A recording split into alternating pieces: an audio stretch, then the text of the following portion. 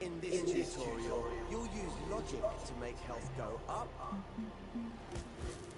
and go down. Oh, Cuthbert. Let's start by going into play mode. See if you can get Connie across that first gap. Oops. Sorry, Connie. I forgot to fix that. Don't worry though, even after falling such a long way, Connie's just fine. There's only one problem. There's no way for her to get back up. What we need is for Connie to respawn on a platform if she falls. So that's going to be our next job. First, switch back to edit mode. Remember to rewind time with L3 as we always do after play mode. In order to make Connie respawn, we're going to use a health modifier gadget. We'll use it to make the floor around the platforms lethal. Health modifiers can damage or heal anything that has a health manager. And, as luck would have it, Connie has one built into her logic. Go to the assembly menu. Open it with the square button if it's closed. Select the gadgets menu, the one with the 3 connected squares. You'll find the health modifier in the movers and output section, which is represented by a box with an arrow. Now select the button that has a clockwork heart on it. Your imp will now be equipped with a health modifier gadget. Stamp it somewhere central, near the floor, using R2 or X.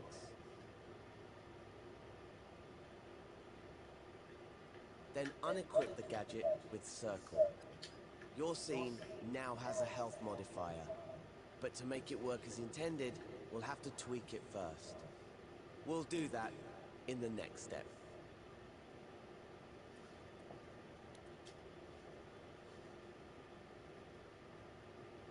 Let's go ahead and open the Health Modifiers Tweak menu. Hover over it, hold L1 and press square. Here you can set the options for how the health modifier works. That includes how much health is modified, which is shown in the first slider. Right now, it's set to -100. This means it will take 100 health points away from anything it affects. Just enough to make Connie respawn. The modifier mode is set to per hit, so 100 health points will be taken away when anything touches it. But since we want the area around the platforms to be lethal, we need to set the modifier type to zone. Select the zone icon with X now, then go to the Zone Properties tab so we can change its size and shape. The icon is at the top of the menu and looks like a box in a zone. Look for the Zone Shape section of the menu, then select the cube. You can use the zone sliders to make the zone bigger. Be careful not to make it too tall. The respawn zone should be level with the pink lines around the platforms. If you need to, move the health modifier gadget nearer to the floor.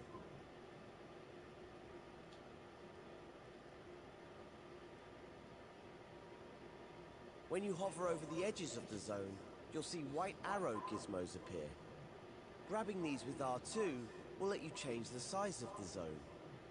Using those, you can make sure the area around the platforms is covered.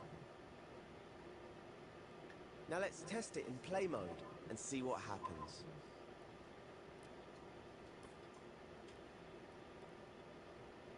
Perfect.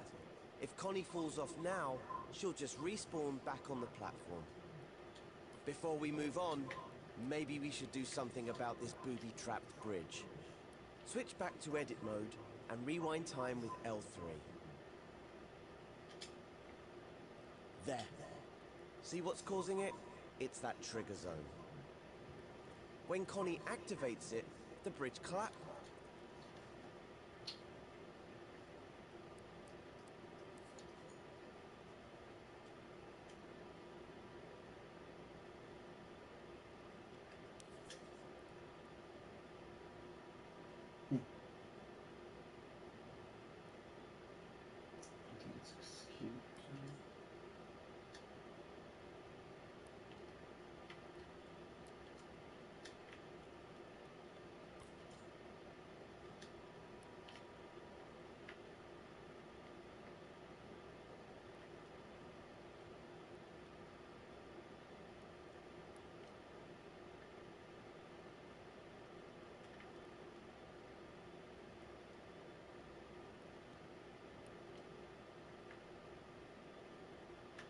drag it down.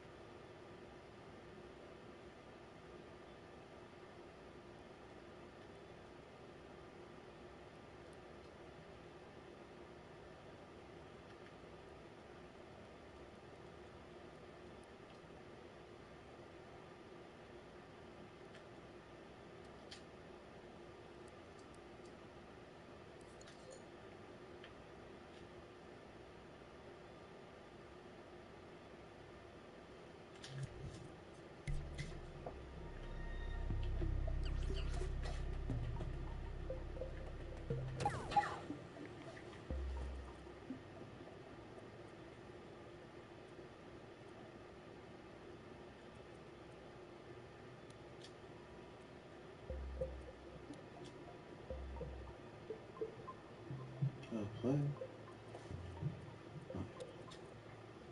There. See what's causing it? It's that trigger zone.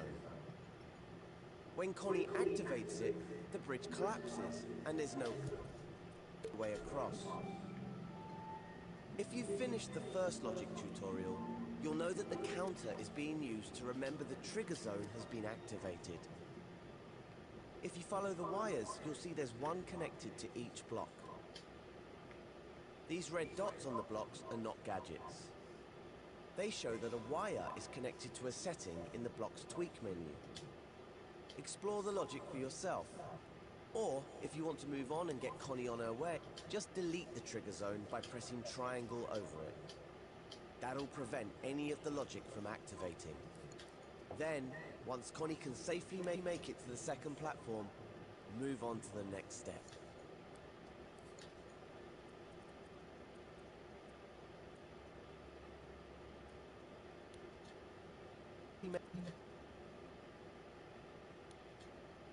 Make it to the second platform, move on to the next step.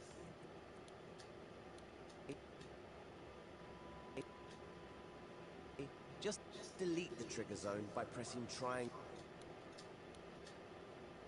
They show that a wire is connected to a setting in the block's tweak menu. If no way across.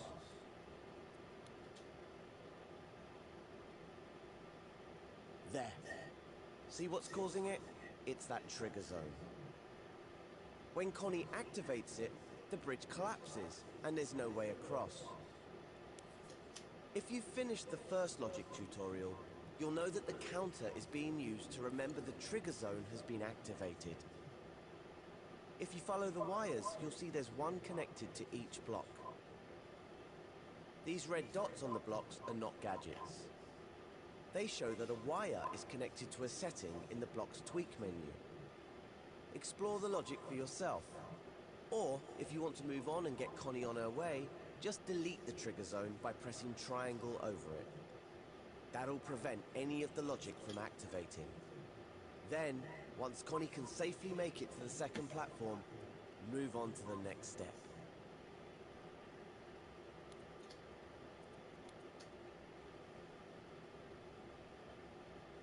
Now's probably a good time to show you how to add checkpoints. When playable characters like Connie activate a checkpoint, the scene remembers their progress. So when they respawn, they'll appear at the last checkpoint instead of starting off at the beginning. Go to the Assembly menu, then the Gadgets menu. If the last section you used is still open, close it by pressing circle over it. Expand the Gameplay Gear section with X, then select the checkpoint. It's the one that looks like a location marker. There. Now your imp is equipped with a checkpoint gadget. The direction of a checkpoint determines which way a character will face when it...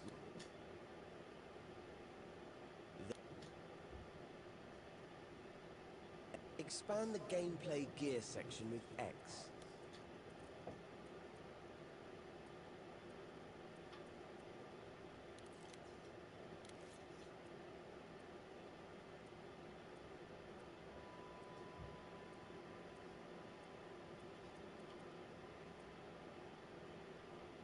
Just no gameplay here.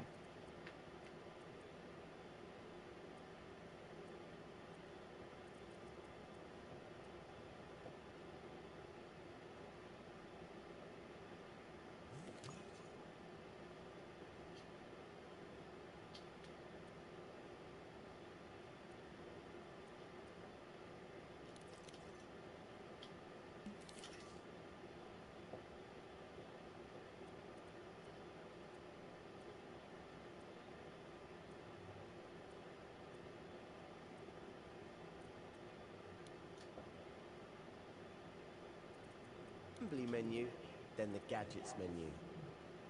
If the last section you used is still open, close it by pressing circle over it.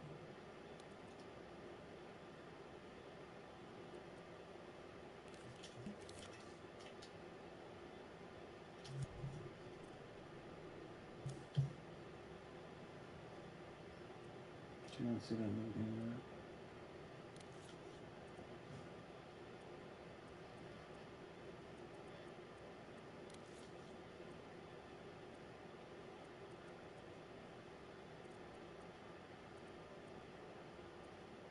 I still don't see what the heck's the fuck with it.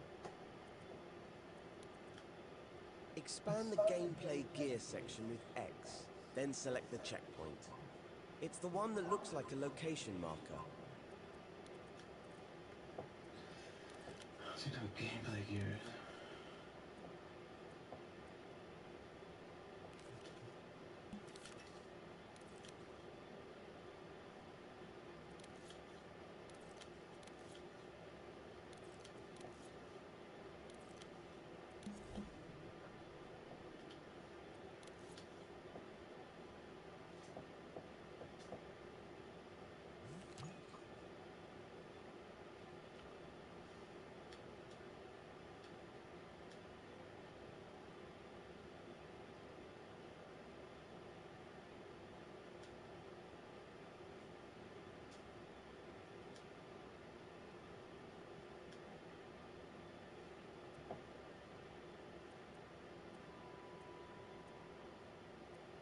I just don't see it.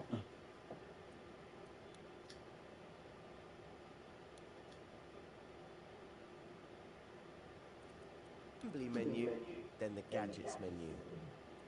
If the last section you used is still open, close it by pressing circle over it.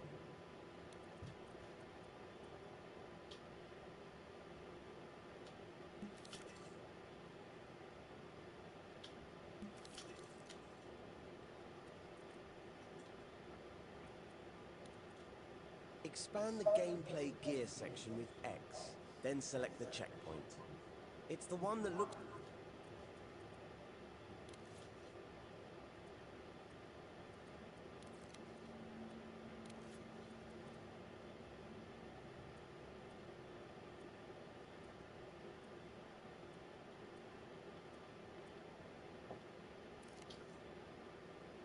There it is.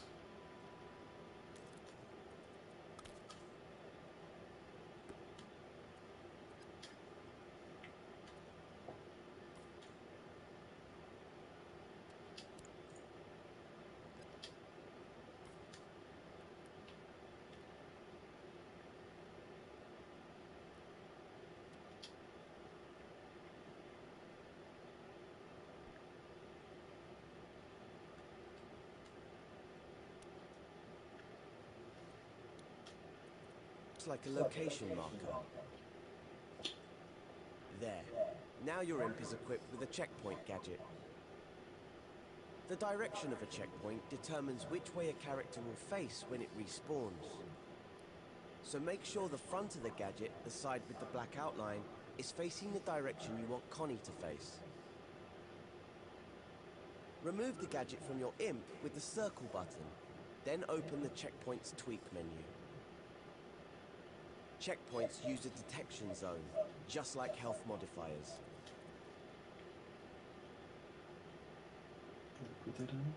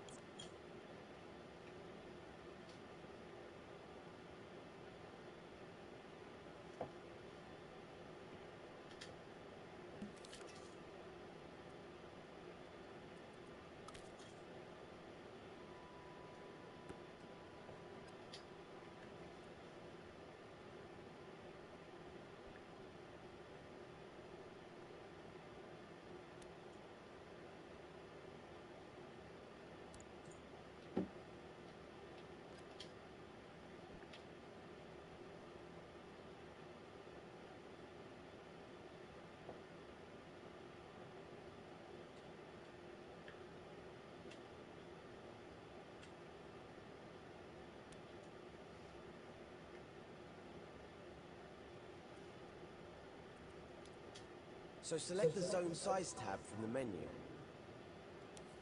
This is set to a sphere by default, but to make sure it can't be missed, let's change it to a cube. You can use the zone size sliders to make the checkpoint cover the width of the platform. Above the gadget, you'll see a white move gizmo. Grab it with R2 to put the activation zone where you want it. Just make sure Connie can't miss it. The white handle shows the direction Connie will face when she respawns. Check that it's pointing the right way. Grab it with R2 if you need to adjust it. Let's close that tweak menu with L1 and circle. Now try it out in play mode to see if the checkpoint remembers your program.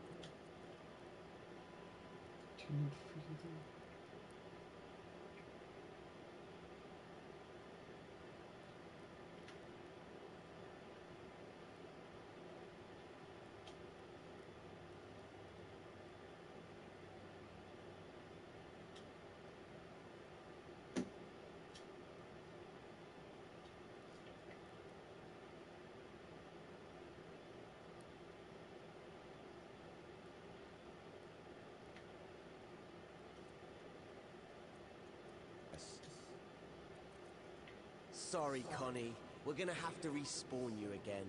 But it's all in the name of science,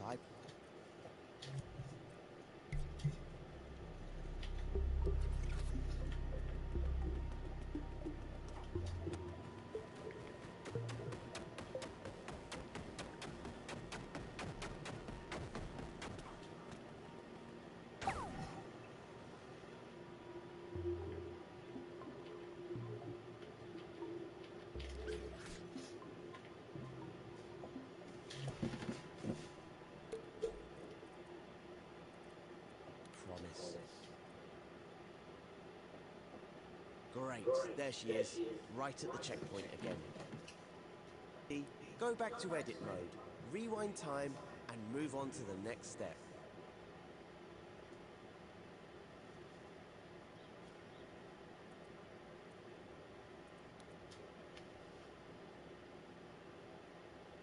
This next bridge looks a bit too hot to walk on. But Connie's a tough explorer, and she's always ready for danger, so let's give it a go.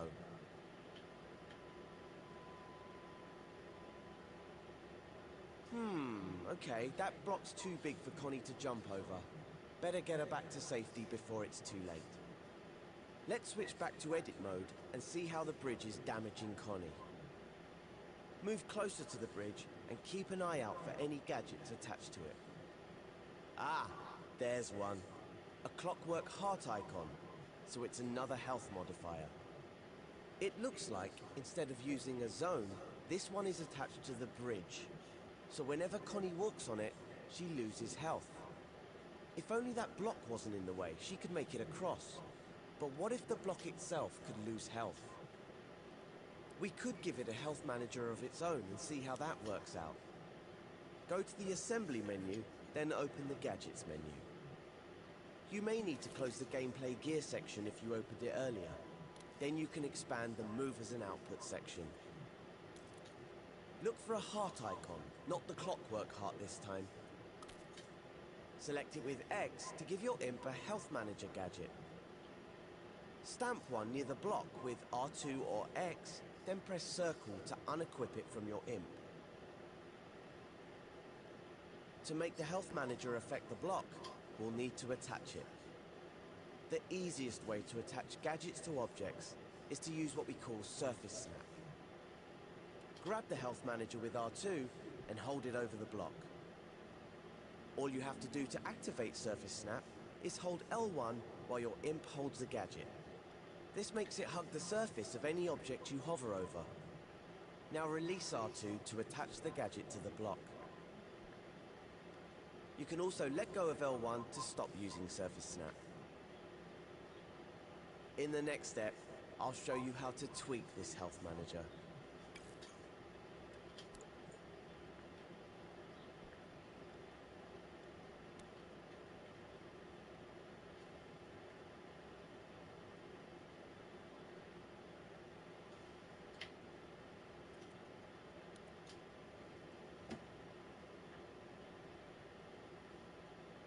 Now that we've given the block health, let's take a closer look at it. Hover over the health manager, hold L1 and press square to open its tweak menu. The sliders here define the block's maximum and current health. Click R3 to play time, and you'll see the health starts to go down. That's because the bridge's health modifier is damaging it. But you'll notice it's going down much slower than Connie's health was when she was on the bridge. The reason for that is this health manager has a 1-second cooldown. So whenever the block takes damage, it's invulnerable for 1 second after that. Grab the cooldown slider with X and pull it to the left with your imp. So what happens when it reaches 0? Not a lot right now.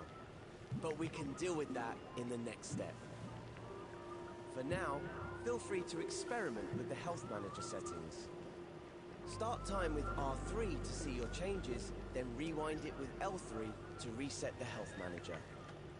Once you're done, you can move on to the next step.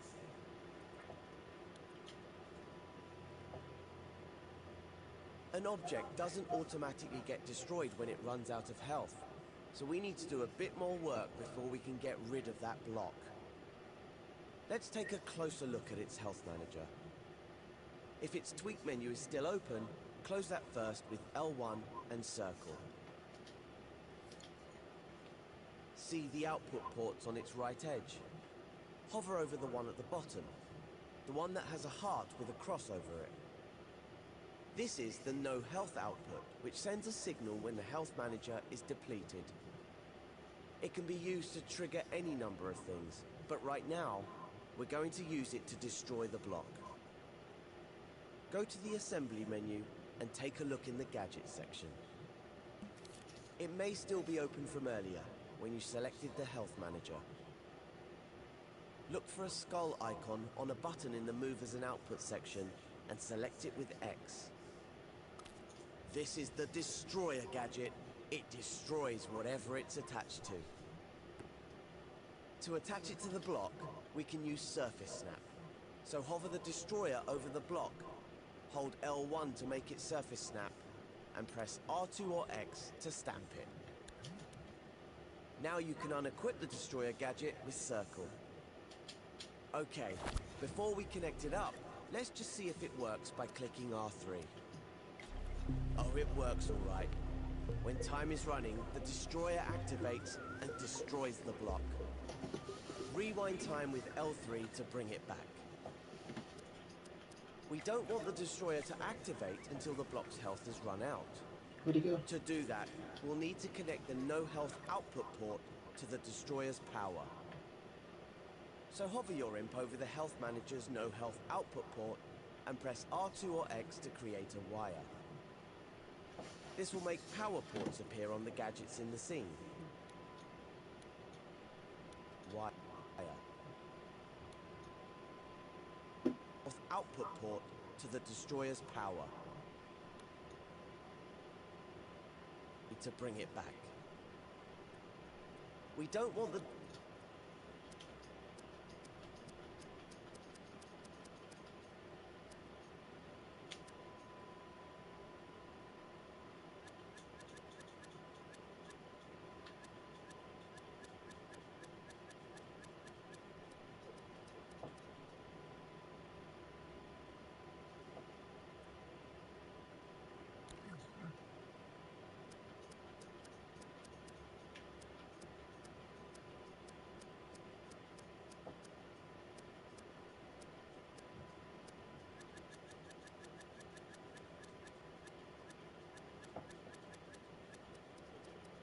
The heck did he go?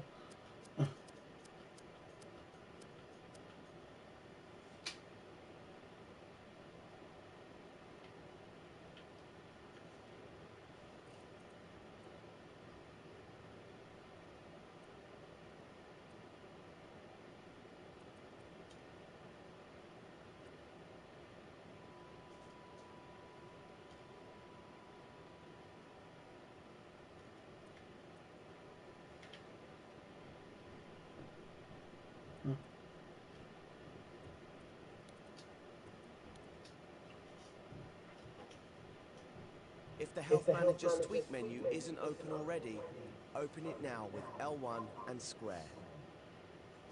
When you hover over the menu sliders and buttons, you'll see ports popping out of the side. These work just like the ones on the outside of the gadget, but there are a lot more of them. And you might also have noticed that there's another gadget stamped on the side of the block. That's a number displayer.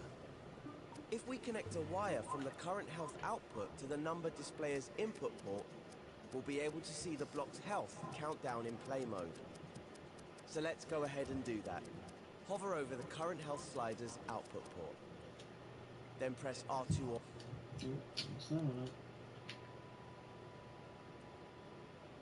Well, Connie made it through, but she's a bit worse for wear.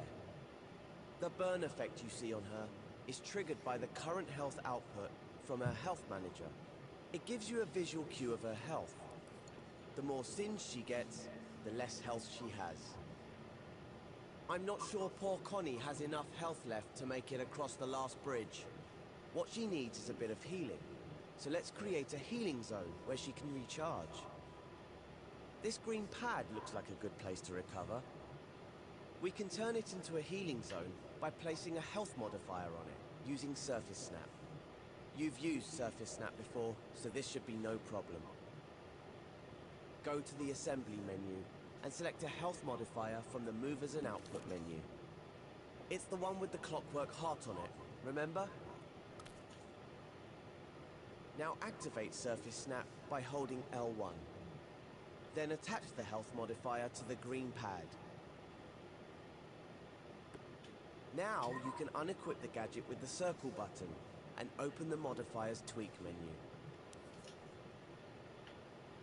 We need to change it so it heals Connie. The health modifier is set to -100 by default, which won't do Connie any good. She has 100 health to start with, so that will take it all away and make her respawn. Grab the slider with X, drag it right, and set it to +20.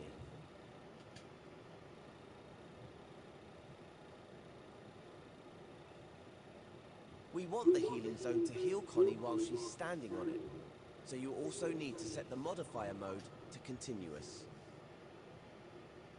You can leave the modifier type as impact, since you've snapped the health modifier to the platform. And that's all there is to it. Close the tweak menu with L1 and circle, and give it a try in play mode. Alright, that should give Connie the health boost she needs to cross that final bridge. Oh, she's been through a lot today, so take her through the door to end this tutorial.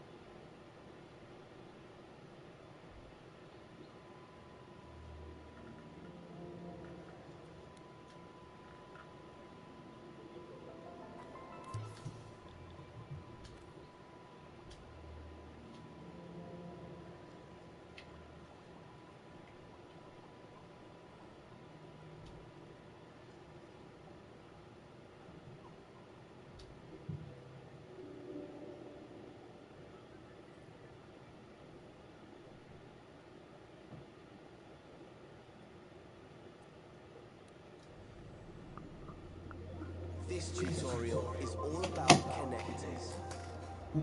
Something Cuthbert hasn't quite got the hang of. Connectors join objects together in a way that lets them move. We're going to use them to help Connie get to Cuthbert. First things first though, we need to be precise when using connectors, so let's turn on the grid snap guide. That way, everything will line up properly. So, go to the assembly menu and open the guides section.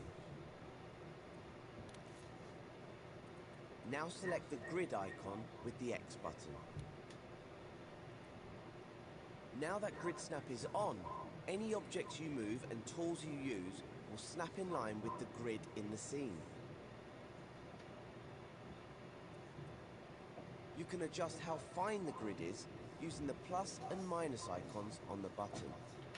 But for this tutorial, it's best if you leave the grid size at 1.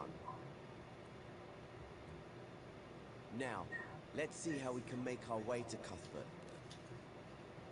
The best way to find out what needs to be connected is to play the scene and see for ourselves. But instead of switching over to play mode, we can start time in edit mode by clicking R3. Aha! Well, this is odd. The bridge has fallen down, but the second platform is still floating in place. Why is one object floating while the other is falling? Click L3 to rewind time. Let's check the bridge's tweak menu. Remember, tweak menus allow us to see and change the settings for objects in edit mode. Hover your imp over the bridge, hold L1 and press the square button to open its tweak menu. Tweak menus differ depending on what sort of object you're tweaking.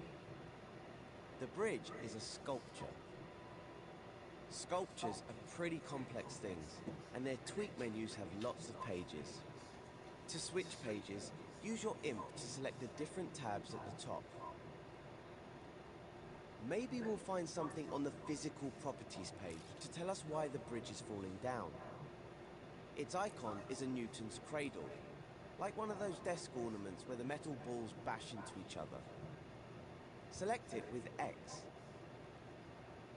This page contains the sculpture's physical properties and attributes.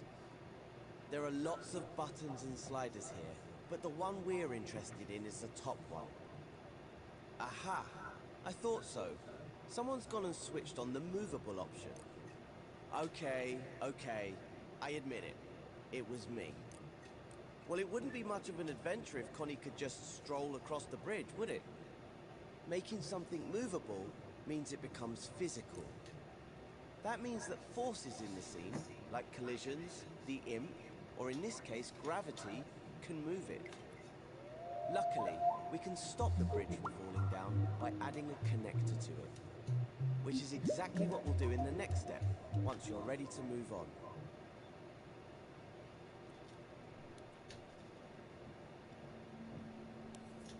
So, all we need to keep the bridge from falling is a piece of string. Not just any piece of string though, it's what we in the dream shaping business call a string connector. We'll need to attach the other end to something unmovable, like the blue cylinder above the bridge. Start by moving your imp with the left and right sticks, until you can see the top of the bridge and the bottom of the blue cylinder. Make sure time is rewound. Click L3 if it isn't. Now open the assembly menu and select the 3 connected squares to open the gadgets menu. Look for the button with the joint icon, which will take you to the connectors sub-menu. You can move the menu with your imp by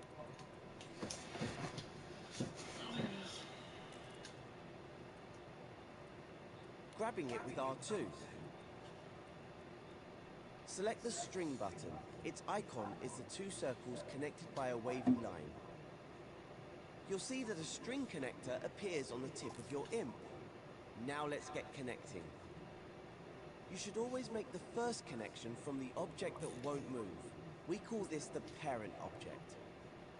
In this case, it's the blue cylinder. But it could be something else, like the frame of a door. See the yellow dot on the cylinder? I put that there to show the best place for a connection. So hover over it and press R2 or X to connect the string. The grid snap guide will help you line it up exactly with the yellow spot. When you move your imp now, you'll notice it's tethered to the cylinder. It also has a blue gizmo on the end of it. Now let's stretch that string down to the bridge, all the way to the blue dot. The blue gizmo connects the string to the movable object, which we call the child object. Hover over the blue dot. See how the grid snaps it into line? Let's connect the string there with R2 or X. If your bridge isn't in line, just make sure that time is rewound. Now that the blue gizmo is connected, you can press the circle button to unequip the string connector from your imp. And there you have it. The cylinder and the bridge are connected. Click R3 to start time and check that it's working. Well, it looks a bit wobbly, but it's nothing Connie can't handle. Switch over to play mode and have a go.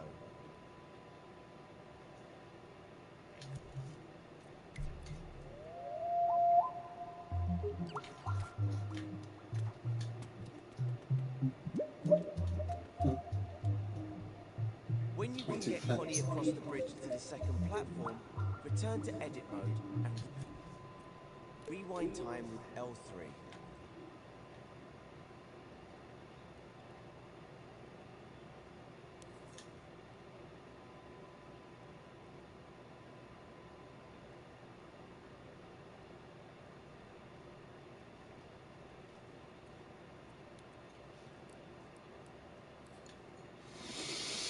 Time to get Connie over to the third platform. So, the small pink platform and the blue step aren't much use to her right now. But if we make the platform move backwards and forwards, she can hop onto it and cross over. To do that, we'll need a connector called a piston. Go to the assembly menu, then the gadgets menu. You'll find the piston in the connectors section. It's somewhere near the middle and looks like a piston. Now that it's equipped on your imp, you can start connecting. First, press R2 or X to join it to the blue step, which is unmovable, so it's the parent object. I've put a yellow dot on it to show you the best place to connect it. Next, connect the blue end to the child object, which is the floating platform. See how grid snap keeps the connector perfectly straight? Hover over the blue dot, then press R2 or X. Remember, the child object is the part that needs to be able to move. So when you join a connector to its child, that object will automatically become movable. When you've placed the piston, press circle to unequip it. Click R3 to test the connector. That's more like it. The piston is now moving the platform back and forth. Rewind time with L3. Now Connie might not be too happy if we make her jump on that. So let's calm the piston down a bit. First, open the piston's tweak menu. Hover anywhere over it, hold L1 and press square. If the tweak menu blocks your view of the piston, you can grab it and move it with R2. This white gizmo shows the maximum length and speed of the piston. You can change the speed by adjusting the slider with the clock icon. That's the cycles per minute. Grab the slider by holding X over it with your imp and reduce the value. The further to the left you move, the faster the number will change. It doesn't need to be exact. Somewhere around 15 should do it. But if you want to get a more precise number, you can adjust the slider with the up and down directional buttons instead. Notice how it's slowed down now? Click R3 to see it moving the platform. When you're happy with the speed, close the tweak menu with the close button or use L1 and circle. Then rewind time with L3. Time to switch over to play mode and test out the scene so far. Make sure the platform isn't moving. Alright, there's just one more gap for Connie to cross. We have a plank and a step to attach it to. For the plank to drop down, we'll need it to pivot like a hinge, which means we'll need to use a bolt connector this time. Go into the connectors section in the assembly menu. Select the icon with the nut on it. That's the bolt connector. Now you can connect it just like you did with the string and the piston. And because I'm so nice, I've placed some yellow and blue dots and a sneaky new purple one so that you can see where to make the connections. They're quite close together this time, so move in closer for a good view. Remember, you can use the grab cam on the R1 button to zoom in close. As always, connect the parent object first, the yellow dot. Then you can connect the child object, the blue dot. The grid snap will keep the bolt in a straight line so you don't have to worry about it.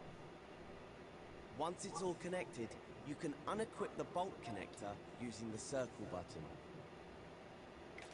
You've probably noticed that there's a purple gizmo halfway along the bolt. That's the pivot which the bolt rotates around. Click R3 to see how it all works. Well, that's not right. It looks like we'll need to reposition the pivot to get the plank moving correctly. Click L3 to rewind time and reset the plank. Now go ahead and grab the purple gizmo with R2. Move it so it's by the purple dot. While you're grabbing the pivot gizmo with R2, press triangle to align it to the grid. Now grab it with L2 and use the sticks to rotate it so its axis goes through the bottom of the plank. The grid snap guide will help you line it up exactly. The child object, in this case the plank, will rotate around that axis. Once it's all lined up, switch over to play mode to test it out. If you've done it correctly, the plank should balance upright. Connie will need to push the plank down, unless, of course, the plank is upright. Once it's all lined up, the guide will help you line it up exactly. The child object, in this case the plank, will rotate around that axis. Once it's all lined up, switch over to play mode to test it out. If you've done it correctly, the plank should balance upright. Connie will need to push the plank down, unless, of course, the plank isn't long enough. Oh well, switch back to edit mode and rewind time. We'll sort out the plank in the next step.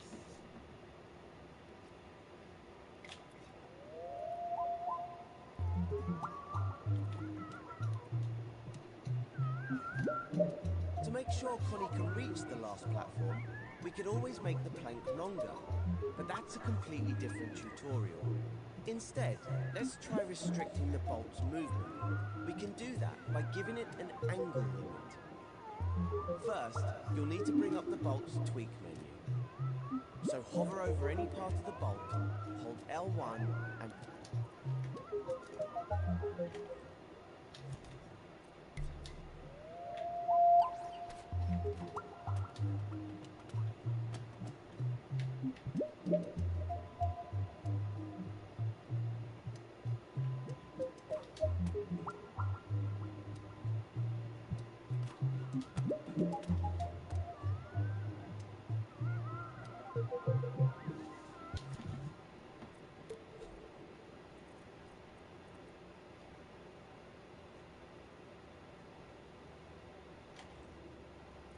press square.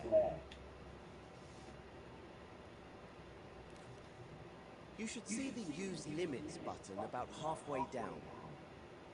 Select it with X. And look at that. 3 handles have appeared. 2 pale yellow ones and a longer pale blue one. The yellow ones set the range of movement, which is represented by the transparent arc between them. We need to move one of these yellow handles so it's just a little bit left of vertical. It should look like an 11 o'clock position. Now move the other yellow handle to a 3 o'clock position. If your handle doesn't line up exactly, just press triangle while you're grabbing it. This will realign the handle to the grid. Just press triangle. Now move the other yellow handle to a 3 o'clock position. If your handle doesn't line up exactly, just press triangle while you're grabbing it. This will realign the handle to the grid. Okay. The blue handle represents the position of the child object, so you need to line it up with the plank in the 12 o'clock position. Press triangle to realign the handle to the grid if necessary.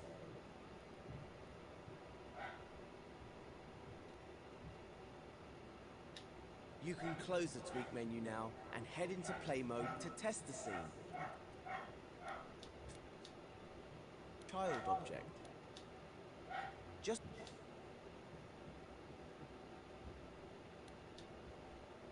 transparent arc between them.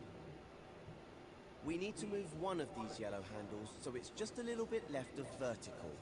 It should look like an 11 o'clock position. Now move the other yellow handle to a 3 o'clock position. If your handle doesn't line up exactly, just press triangle while you're grabbing it. This will realign the handle to the grid. The blue handle represents the position of the child object, so you need to line it up with the plank in the 12 o'clock position. Press triangle to realign the handle to the grid if necessary.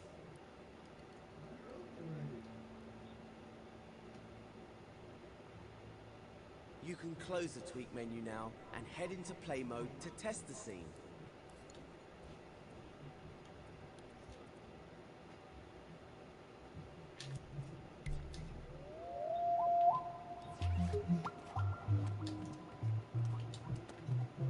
I'll do this first.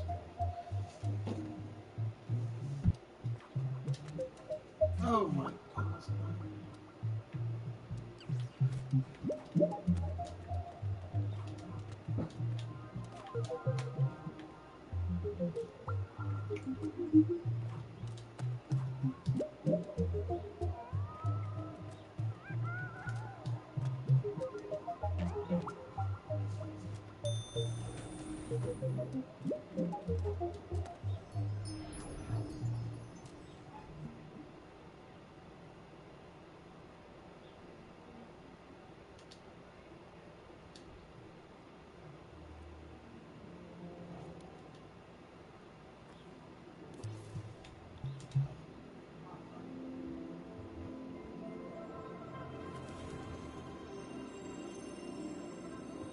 Oh, look at you.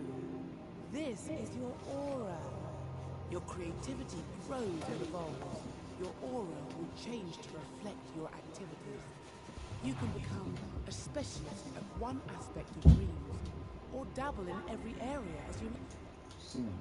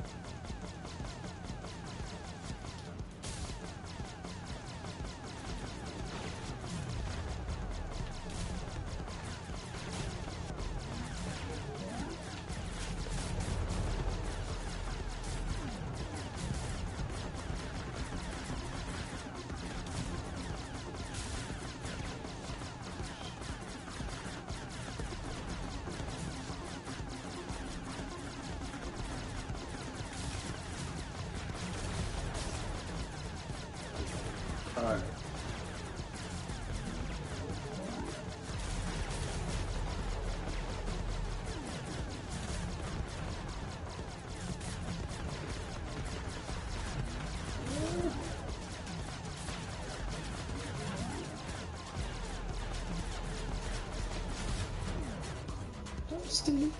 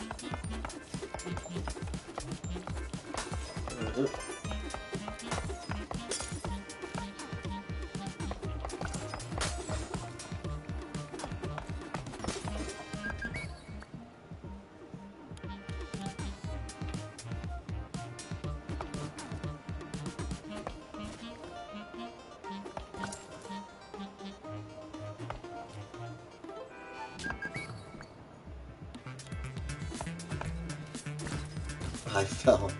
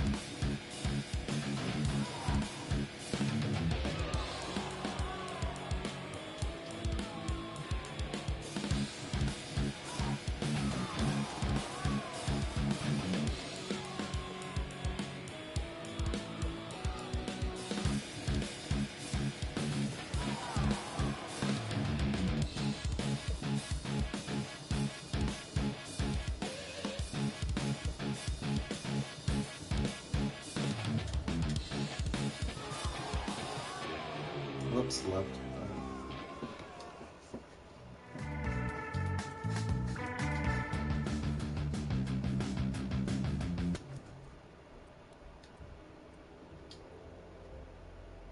Mario.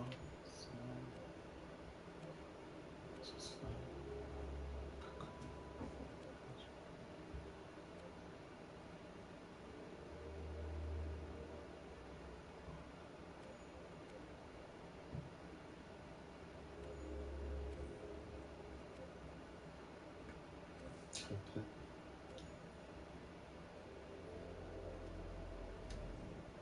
Campus.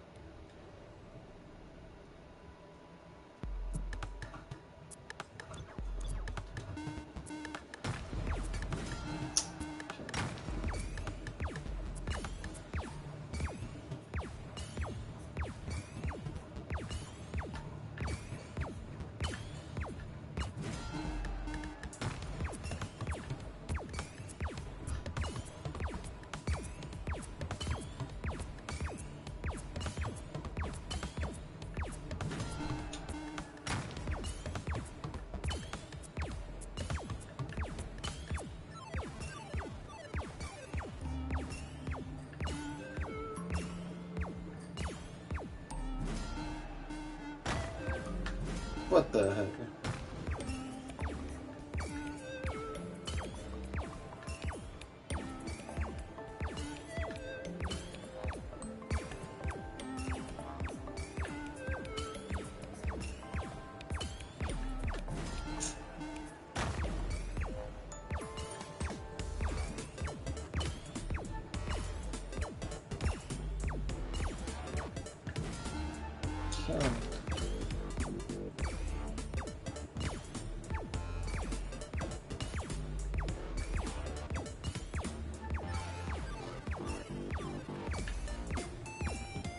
That hit him.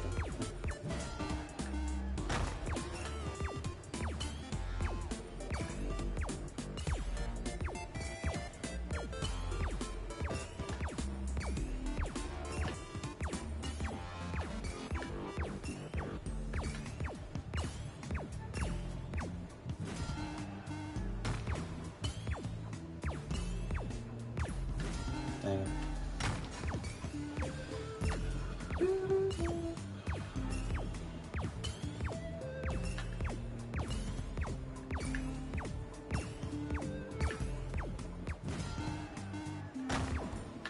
They get me every time, dude.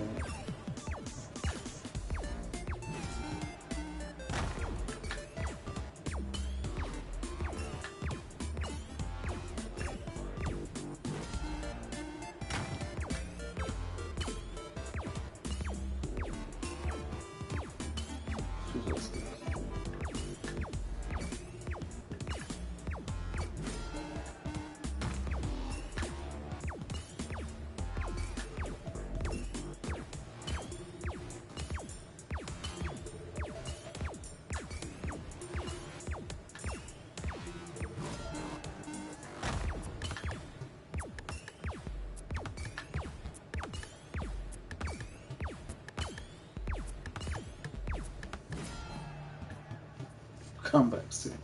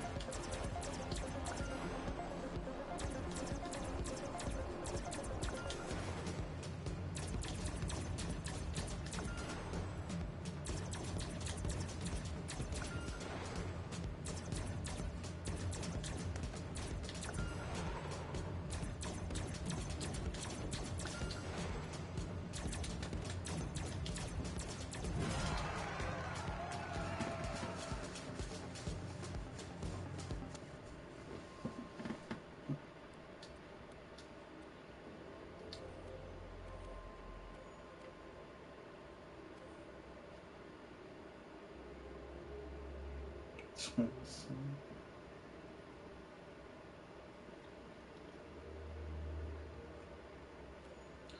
see the pinball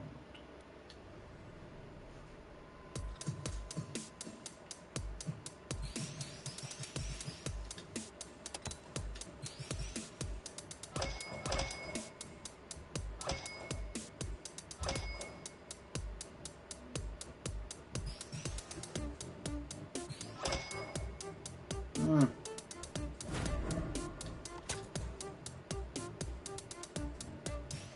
Dang it. Okay. Come on.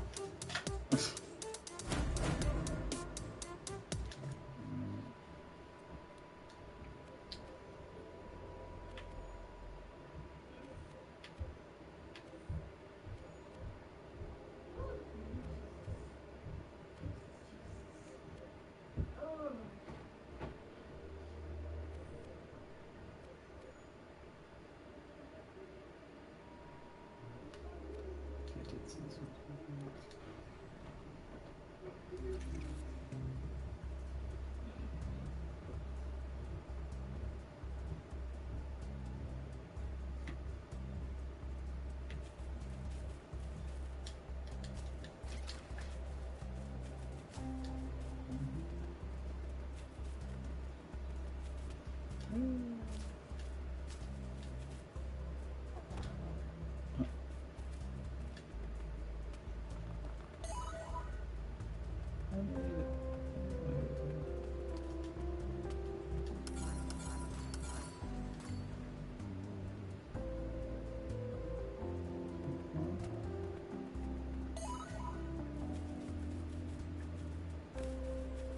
Whoa!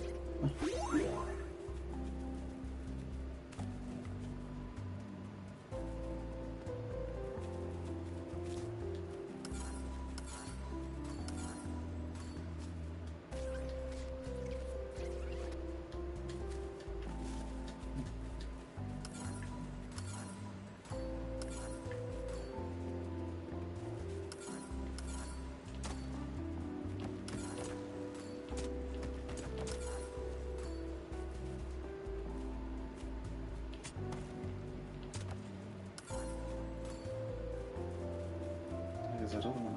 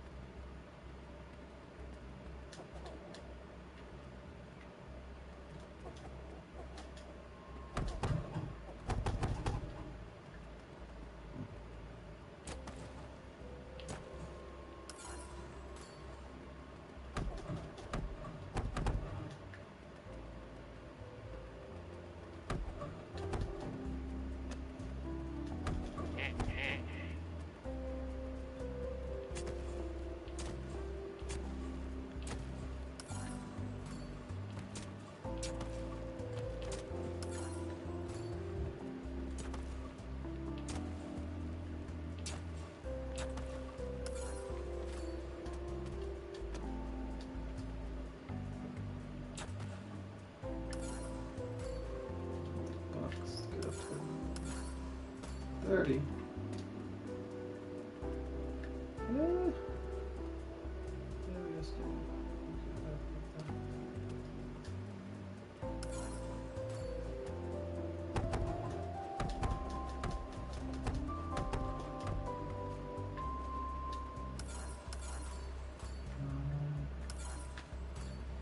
Six.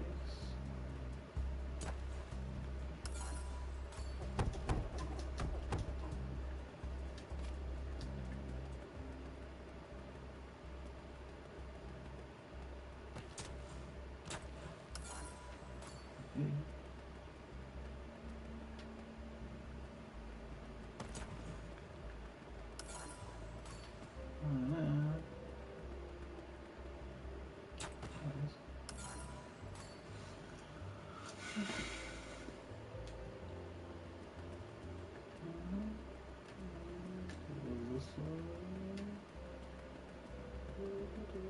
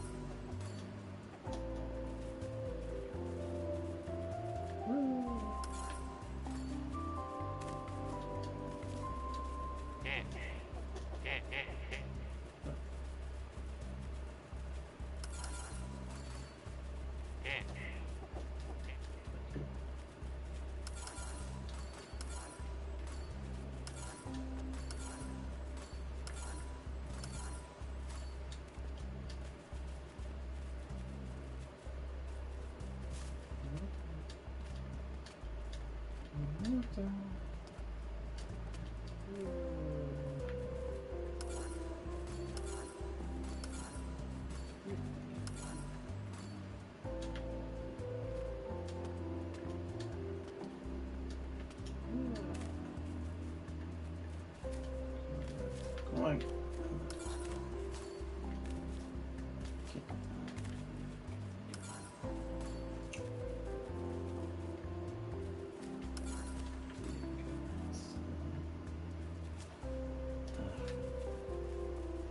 $100.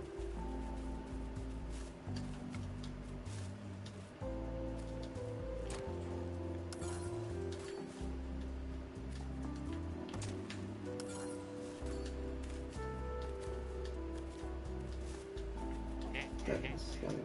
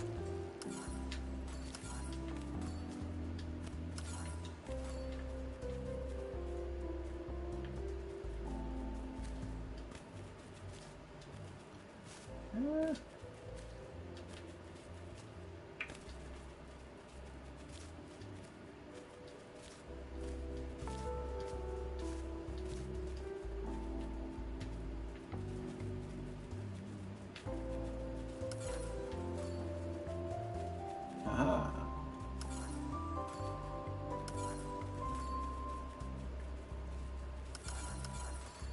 Что у нас тут светится?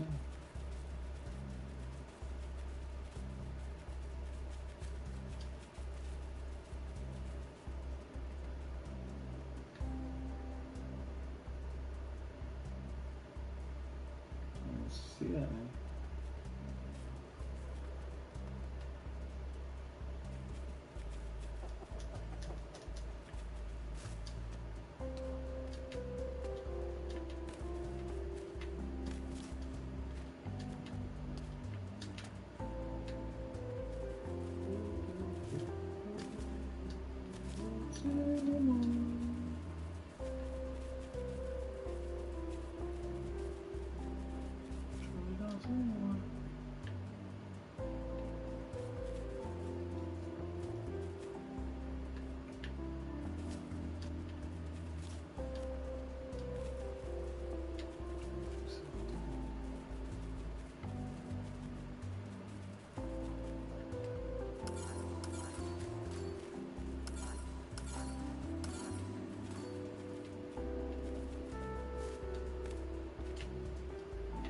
Oh!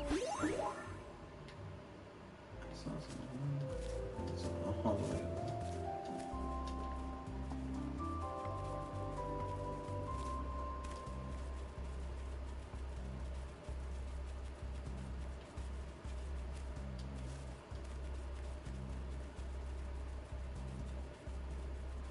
Can I make it? Can I make it?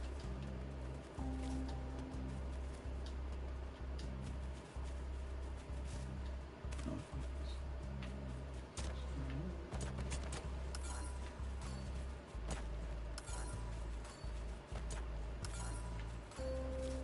Hide it.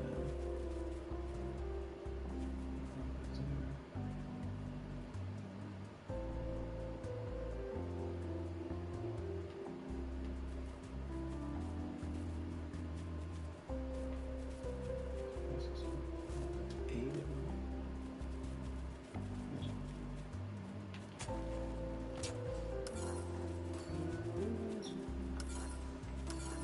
This is 5. The ground.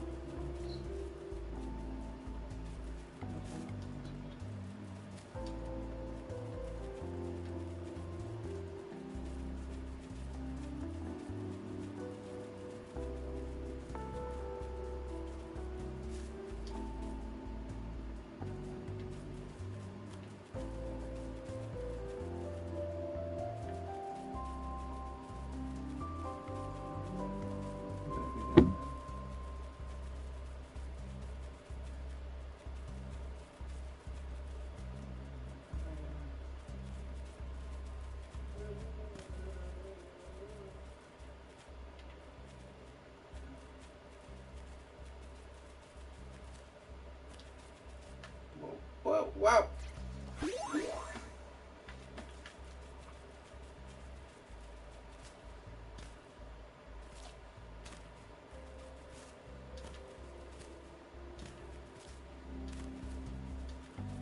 Trip as far as I can go. Dang it. I guess this is